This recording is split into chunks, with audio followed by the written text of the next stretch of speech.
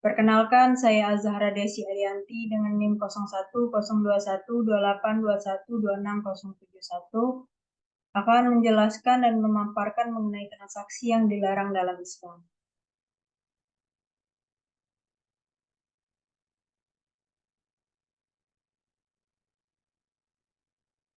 Secara umum, transaksi yang dapat diartikan sebagai kegiatan ekonomi atau keuangan yang melibatkan paling tidak ada dua pihak.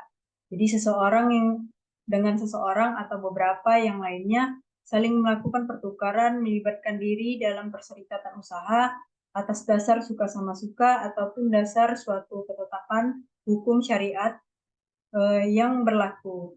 Nah, transaksi ini melibatkan jual beli dengan pengertian jual beli merupakan suatu tukar menukar benda atau barang yang mempunyai nilai secara sukarela di antara kedua belah pihak yang menerimanya sesuai ketentuan syariah yang telah disepakati. Yang dimaksud dengan ketetapan hukum ialah memenuhi persyaratan-persyaratan rukun yang lainnya dan juga kaitannya dengan jual beli.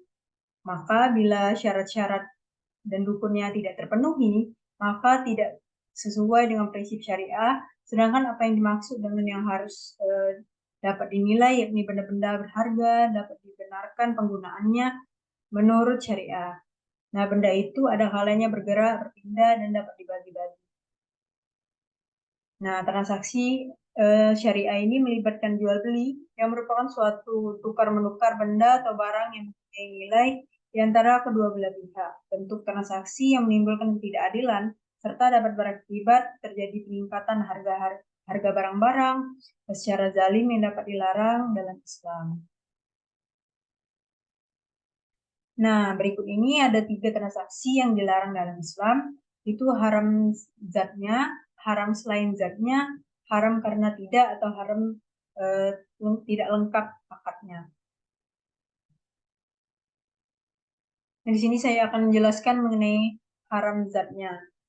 Nah, transaksi yang dilarang karena objek atau barang jasa yang ditransaksikan juga dilarang. Misalnya itu minuman keras, bangkai, daging babi, dan sebagainya. Yang kedua itu haram selain zatnya, yang melanggar prinsip antara din dan hukum, yaitu penipuan atau tadlis, adanya praktik garar, artinya ada keraguan yang tidak ada kepastian baik mengenai ada atau tidaknya objek akad. Lalu ada iktikar atau penimbunan barang, yang sesuatu yang dibutuhkan masyarakat, kemudian menyimpannya. Nah, ada rekayasa permintaan atau bai najasi, lalu adanya riba. Terus ada perjudian atau maisir yang menggunakan spekulasi. Nah, suap menyuap atau riswa yaitu dengan memberi sesuatu kepada pihak lain untuk mendapatkan sesuatu yang bukan haknya. Selanjutnya itu ada haram karena tidak sah atau tidak lengkap akadnya. Nah, transaksi yang dilarang selanjutnya adalah transaksi yang disebabkan oleh tidak sahnya suatu akad. Jenisnya dapat karena tidak terpenuhi rukun dan syaratnya. Suatu transaksi dalam kaitannya dengan kesepakatan, maka akad dapat menjadi batal bila terdapat kesalahan atau kekeliruan dalam suatu objek, paksaan atau ikra, dan penipuan atau tadlis.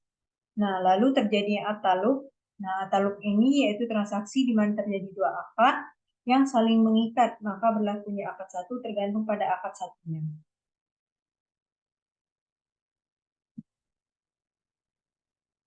Riba menurut pengertian bahasa yang berarti tambahan atau aziyadah dan juga berkembang eh, atau an-numu. Terus ada meningkat atau alirtifa dan membesar atau al-ulum. Dengan kata lain, riba adalah penambahan, perkembangan, peningkatan, dan pembesaran atas pinjaman pokok yang diterima pemberi pinjaman dari peminjam sebagai imbalan karena menangguhkan atau berpisah dari sebagian modalnya selama periode waktu tertentu. Nah, berikut ini ada macam-macam riba. Ada riba nasi'ah, riba fathal, riba adiyat, riba fardi. Di sini saya akan menjelaskan mengenai riba nasi'ah. Nah, riba nasi'ah adalah tambahan yang diambil karena penundaan pembayaran utang untuk dibayarkan pada tempo yang baru. Nah, sama saja apakah tambahan itu merupakan sanksi atas keterlambatan pembayaran hutang atau sebagai tambahan hutang baru. Yang kedua itu ada riba padhal. Riba padhal adalah riba yang diambil dari kelebihan pertukaran barang yang sejenis. Nah, selanjutnya itu